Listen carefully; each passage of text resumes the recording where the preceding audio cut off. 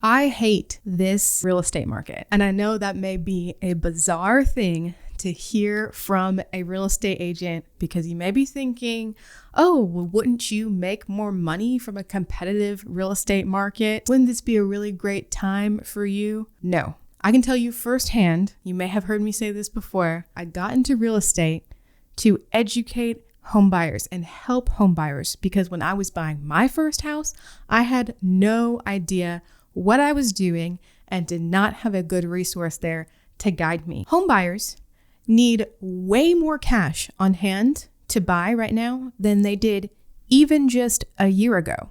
It is disproportionately hurting first-time home buyers. Just last year, down payment assistance loans, home buyers using FHA loans even, would be gladly accepted by sellers. Right now, if I log into the MLS or read listing descriptions, I see sellers intentionally saying seller will not consider FHA buyers. Seller will not consider down payment assistance loans. And that is just fundamentally unfair to me. To think that a whole group of qualified, pre-approved buyers is being denied the opportunity to look at or buy a house just based off of their loan type. It just does not sit well with me. And it's become a huge issue in our current market. When you go through a breakup and they do the whole, oh, it's not you, it's me thing, right? Well, when you submit an offer, a lot of times I'll get the, oh, thank you for submitting an offer. It wasn't your offer. It was the seller. They just chose someone else.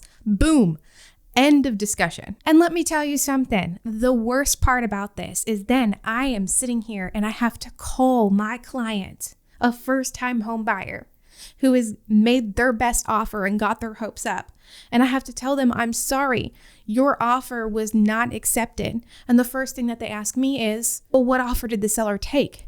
How much was it? What can we do to improve? And there's nothing worse than not having any constructive feedback to share. How are we all supposed to get better if no feedback was given? The entire home buying timeline has completely shifted from just a few months ago even, where when I was showing a house to clients, we were able to see tons of available homes, think about them, do our HGTV moment where we're sipping wine, talking about house A versus house B and giving them cute little nicknames to remember them by. Right now, I am having to prepare home buyers like they are going into war. I'm putting the war paint on their faces and saying, you can do this. I know you've never done this before. You've never held the crossbow, but we're going to go in there. You're going to go strong and you're going to look at this house. It's your first ever house. You may like it. You may not even know you like it. But even if you remotely like it, you may need to put in an offer. And not only an offer, you may need to go $20,000 above list price. So go ahead. Happy house hunting. Look at that offer and tell me what you think. I've had tears. If I call you and tell you your offer was rejected and you cry, I'm crying. And then we have to go through all of this process again. If you are just going through this and this is your first home buying experience, I want you to know that this is not a normal home buying experience at all. I'm here with you. It's frustrating. My heart goes out to you, and that's why I hate this market. And you may love your family.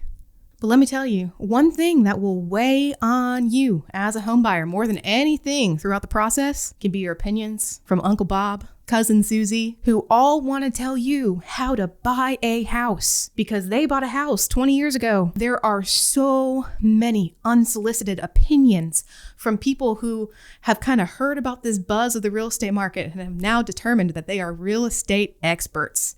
And as soon as they find out that you are buying a house, they want to tell you what to do. And you lowball the seller. You never give them what they're asking for.